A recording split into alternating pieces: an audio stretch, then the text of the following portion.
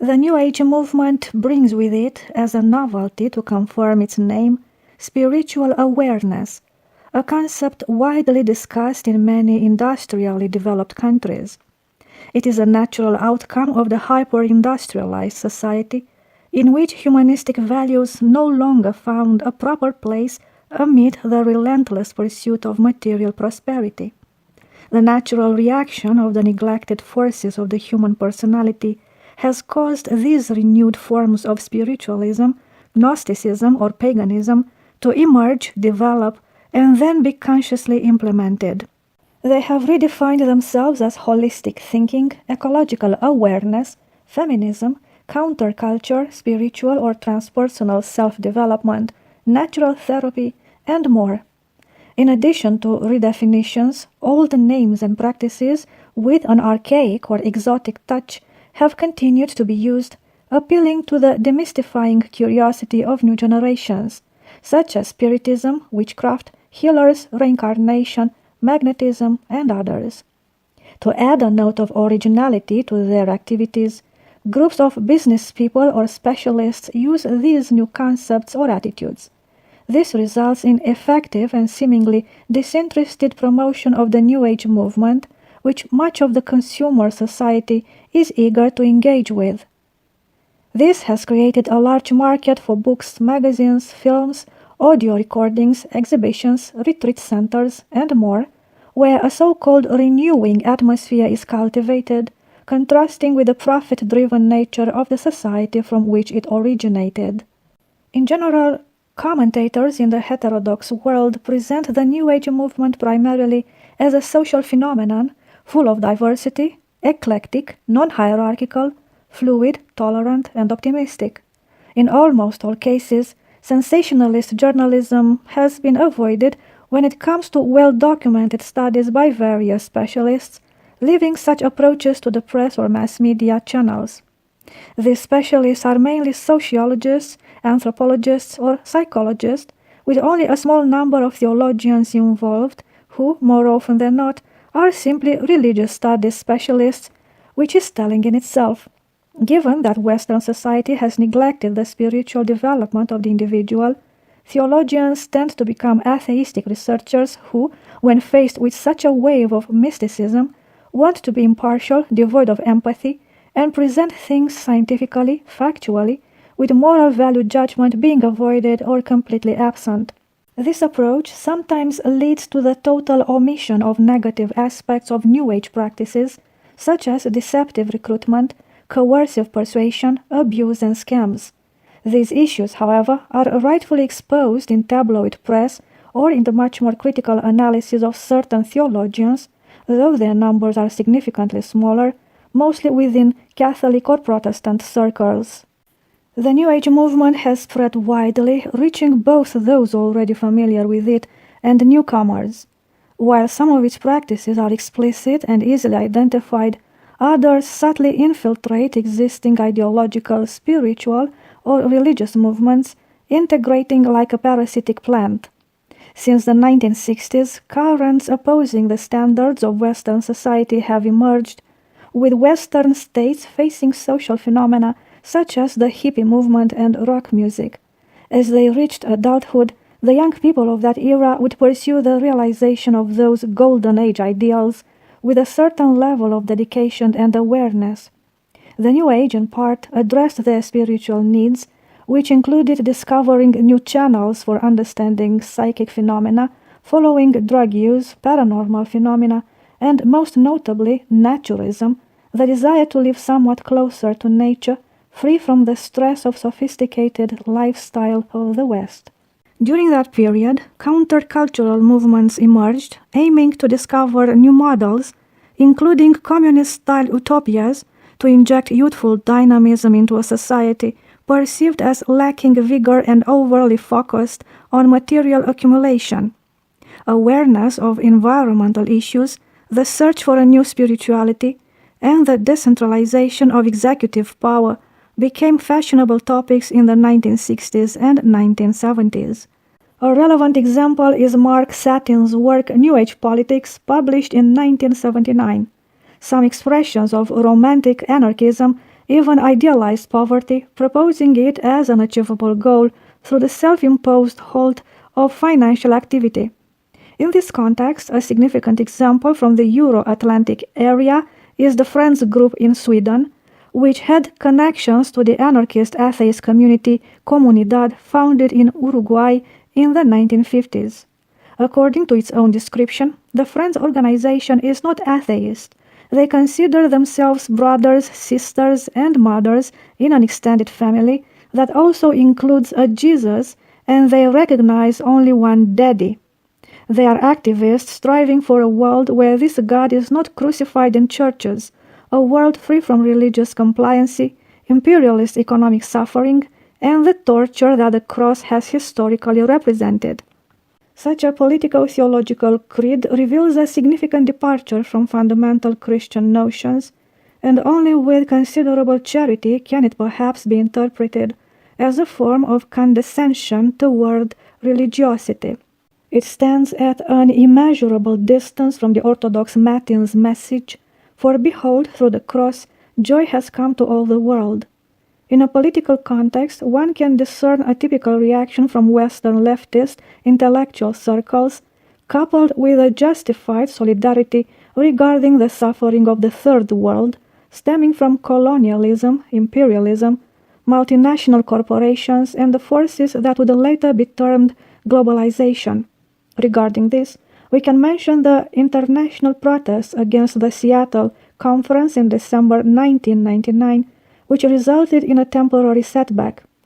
The Marxist ideology, as applied and practiced in modern Western mass culture, being by its nature entirely devoid of spiritual light, identifies Western capitalist society with Christianity, the Church, and the Cross, viewing them as instruments of oppression over pre-capitalist societies and as corrupting influences on the idealized pre-Christian nature derived from pagan traditions. The ad hoc solution in this case becomes the decisive abandonment of what is perceived as rotten official Christianity and the adoption of utopian solutions of a communist type or anti-clerical ones inspired by or derived from the atheist Freemasonry of the Grand Orient type. In this context, it seems necessary to take a look at modern society post-World War II in order to deepen and better understand the religious aspect of life for various groups of people in their spiritual and material needs. After an entire generation of sociologists proclaimed that religion had ceased to play its role in society, and that science and reason had taken its place, reality shows the opposite, that there is a natural desire for humanity to move from secularization to religiosity. Shocking examples include the large fundamentalist movements in the United States. A characteristic of the postmodern world is whether or not it is structured religiously. For greater accuracy, it can be stated that New Age is actually a movement with a more postmodern character because it, according to the ideas of sociologist Jean-François Lyotard, sets aside the myth of scientific rationalism and proclaims progress and homogenization at the expense of elites, encouraging the marginalized to the extent that they are likely to become consumers of the product in question. Modernism, characterized by the Enlightenment ideal, rationalism, avant-gardism, and individualism, could be said to be the opposite of New Age, which is filled with myths, magic, and religiosity. New Age is postmodern in the sense that it formally appropriates traditions and myths, giving them a new meaning, which is in fact absolutely necessary to cover the concept of New Age. From this, we can extend and label it as neo-mythology, neo-magic, neo-paganism, neo-occultism, etc. All attempts to revive pre-Christian European pagan cults, such as Wicca and Druidism, fall within this current. In the religious area of the movement, there is at most a diffuse attitude or religiosity. We could say that the excessive atheism of past centuries was the cause of a reaction of resistance and opposition that bore fruit. One can observe here the satanic work carried out over hundreds of years in the Christian world, through which secularism, fascism, Bolshevism, and even Marxist-Leninist atheism were imposed, even if for a relatively short time, 50 to 70 years in the 20th century. The anticipated and calculated consequence was a general reaction against these forces, but the proposed remedy seems to be the repaganization of society on a global scale. The famous phrase by André Malraux, "The 21st century will be spiritual or it will not be," reappears as a leitmotif in the concerns of the postmodern cultural elite and, like an echo, in the concerns of the masses. Note that Malraux used the word spiritual, not religious, which should be read as mystical. If the 21st century is to become spiritual again, or even religious, the distinction between the sacred and the profane is already re-emerging, with a noble tendency toward the resacralization of the universe. In New Age terminology, this is equivalent to the re-enchantment of the universe, or the result of a universal incantation. In a few words, we could speak, using Orthodox terms, about the great apostasy, or using the terminology of modern origenists, about apokatastasis, perhaps even about the delusion of the end times. Similar phenomena of religious or cultural fervor have occurred before in history, and it may be both interesting and useful to compare the present with those. Hellenism, for example, was a multicultural socio-historical phenomenon that gave rise, among other things, to religious cosmopolitanism. A representative example of this is the city of Alexandria, where around 1 million inhabitants of different origins lived together in the same community, a remarkably large population for that time. Most of them were naturally Egyptians, but there was also a significant number of Jews, Greeks, and Macedonians, people who were not born there but became Alexandrians at some point in their lives. In this inter-ethnic contact zone, various religious and cultural confusions emerged, whether intentional or not. Differences were often flattened out, and equal signs were drawn between the deities of different peoples, as represented by the inhabitants of Alexandria, in an attempt to reach a kind of consensus, a modus vivendi, or simply a practical commercial understanding. Thus, thought came to be understood as the same as Hermes or Mercury. The actual encounter between Greek philosophy and Egyptian religion, to which other Eastern teachings also contributed, led in that period to the conclusion that there existed a so-called common seed of all things, that God has many names, that man is a divine spark, and other such ideas known from Hellenistic religions, later rejected by the Church. It is interesting that during that time the various adherents of these religious blends were preoccupied with finding ways to recognize one another through a shared language, common interests, or distinctive symbols. All these cultural contacts gave rise to a specific kind of culture, cosmopolitan, we might still call it today, using a term of Greek origin, but also to what we might label as kitsch, a form in which rootlessness and the undiscerning adoption of one or another fashionable attitude inevitably led to a lack of individual distinction and ultimately to a certain superficiality. All these phenomena, ultimately Gnostic in nature, beginning around the years 330-350, became the subject of religious disputes and the crystallization of Christian doctrines in contrast to hetero-Christian, or in other words, heretical conceptions.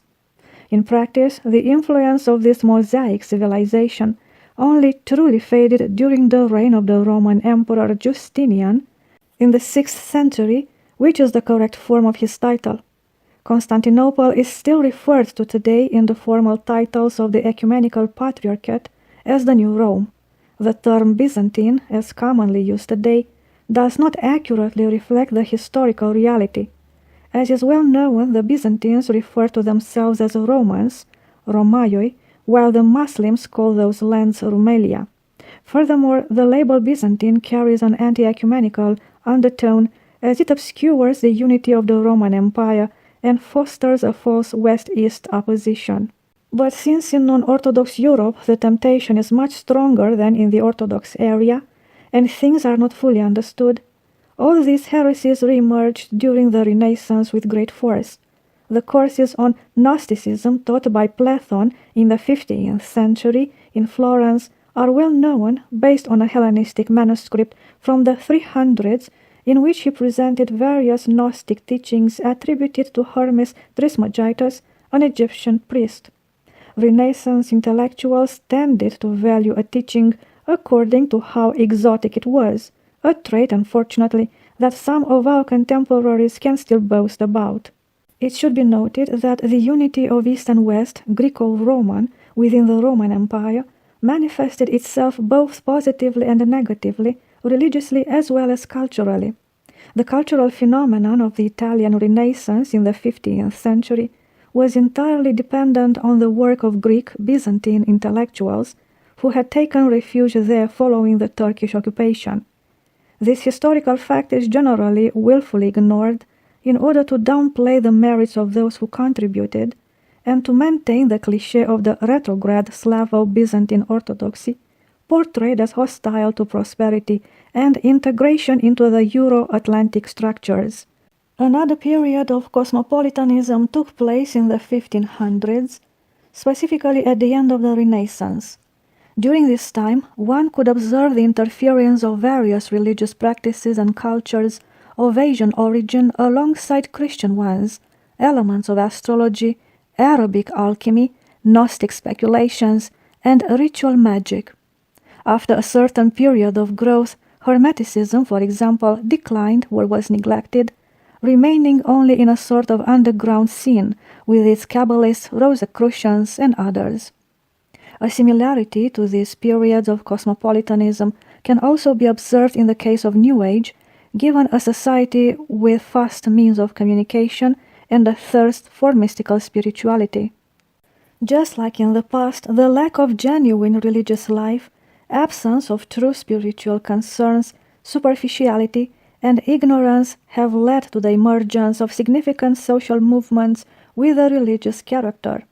These movements will end lamentably, but not before confusing an entire generation and leaving painful marks, much like during periods of atheism. According to various studies, New Age fits within the framework of such a movement, exhibiting nearly all of its characteristics.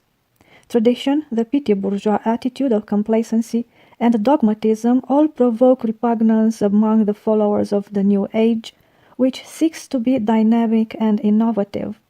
In the 1960s, there were a series of anti-cultural movements in the West that made a clear distinction between religion and spiritual life.